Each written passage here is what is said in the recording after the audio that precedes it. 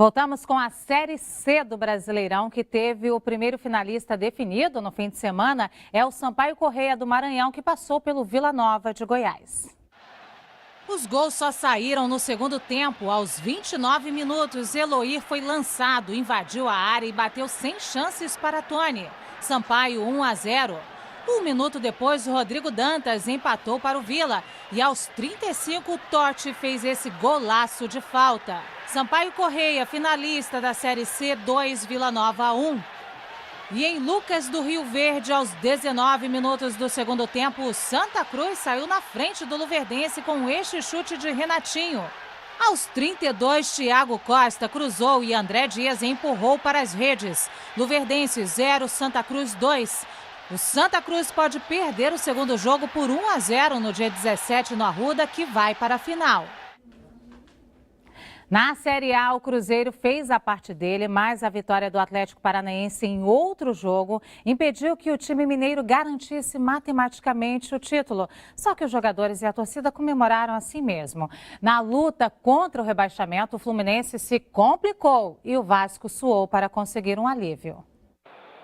No Maracanã, o sofrimento do Vasco começou cedo. Com 22 minutos, o time já havia perdido Juninho Pernambucano e Reginaldo, lesionados, e levado esse golaço de Bruno Pérez.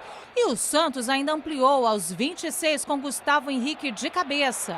Mas 2 minutos depois, o gigante da colina despertou. Edmilson mandou a bola no ângulo para diminuir a vantagem do Peixe. E aos 32 minutos da segunda etapa, André fez o gol de empate. Final, Vasco fora da zona de rebaixamento 2, Santos 2. Na Fonte Luminosa jogaram Corinthians e Fluminense. Aos 45 minutos do segundo tempo, o árbitro viu pênalti de Anderson em Alexandre Pato. Ele mesmo pediu para bater e deu a vitória ao Corinthians, que deixou o Fluminense dentro do Z4.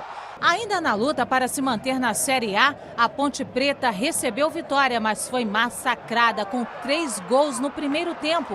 Renato Cajá, de barriga, abriu o placar.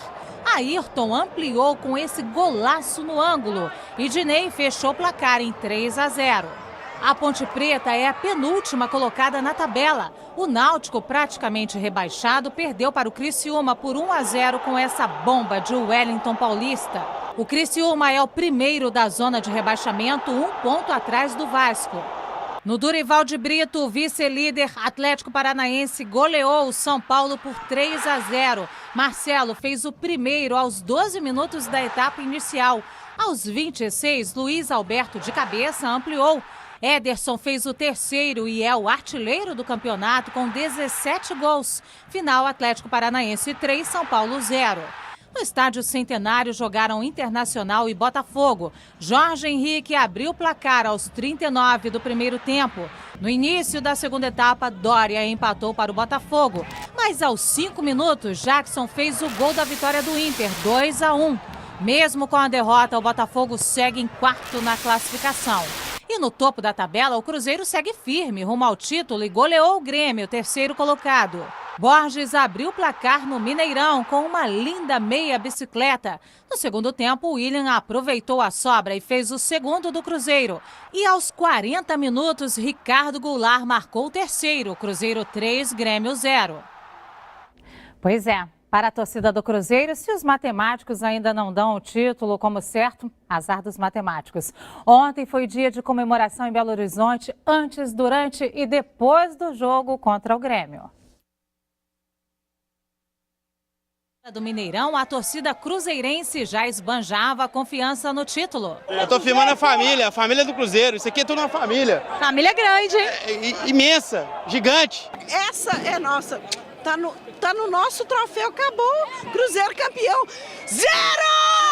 Teve gente que veio de longe para acompanhar o jogo. Viemos de Brasília para ver o Cruzeiro campeão mais uma vez do Brasil. E o cantor Samuel Rosa, do grupo Skank, nem se importou com um acidente de carro em que se envolveu a caminho do estádio. Molecada aí que é festa, né? Meu carro tá amassado, mas tudo bem também. Não tô nem aí pra esse carro, não. A vitória veio mesmo, 3-0 em cima do Grêmio. E o técnico Marcelo Oliveira, assim como todo o elenco cruzeirense, já reconhece que o título não escapa mais. O título está muito próximo E se não fosse hoje, virar aí nas próximas rodadas, porque nós estamos muito focados e concentrados nisso. Para a torcida, então, não tem conversa. Que o diga a multidão que tomou a Praça 7 no centro de Belo Horizonte depois que o jogo terminou.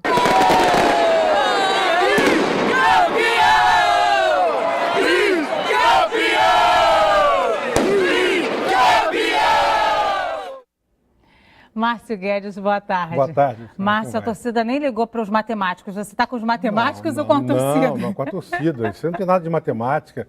A torcida sabe o que faz, é uma bela festa. O Cruzeiro pode, inclusive, fazer várias comemorações, porque faltam 4 rodadas, 5 ainda. Fazer 4 festas. Cada jogo no Mineirão vai ser uma festa, porque provavelmente o Cruzeiro vai ser campeão no meio da semana. Ele pode até perder e ser campeão, se o Atlético do Paraná também perder o seu jogo com o Criciúma.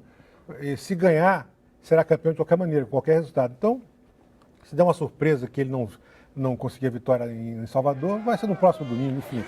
Vai ser campeão por antecipação, com várias festas.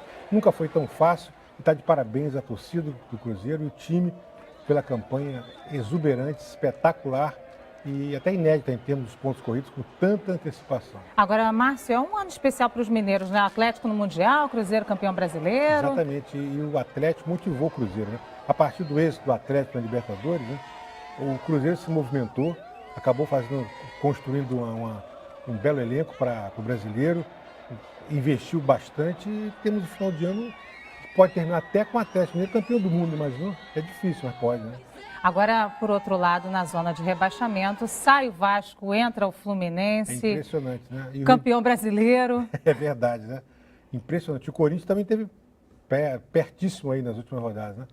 Na verdade, até o Criciúma ameaça sair agora, porque o Criciúma venceu o Náutico ontem, está com 36 pontos e briga para sair. De repente, os dois cariocas podem cair, junto com a Ponte Preta e com o Náutico. A situação é difícil, vão ser aí 5 rodadas de tudo pode acontecer. Até o Bahia Portuguesa também estão um pouquinho ameaçadas, embora eu acredite que o foco mesmo seja Bahia, Criciúma, Vasco e Fluminense. Esses 4 aí, 2 caem. Márcio, o Atlético Paranaense mostrou força no jogo contra o São Paulo, 3-0. Ganhou uma confiança ainda mais agora para a Copa do Brasil? Ganhou e está dizendo até que não vai poupar o time no jogo de sábado contra o Botafogo. Vai apenas poupar no meio de semana no jogo contra o Criciúma. Quer dizer, o Atlético Paranaense está abençoado, está jogando muito bem. Tem um estilo de jogo veloz. Fizeram uma pré-temporada no começo do ano que deu ao time muito fôlego, muita condição física. E o Atlético Paranaense é uma grande ameaça para o sonho do Flamengo voltar a ser campeão da Copa do Brasil. Ô, Márcio, falando em Copa do Brasil, você viu o preço dos ingressos? Mais barato, R$250. Você viu isso? Pois é. Alega-se aí que tem a questão de meia entrada, que tem que colocar lá em cima, porque o que vale são 50%, enfim.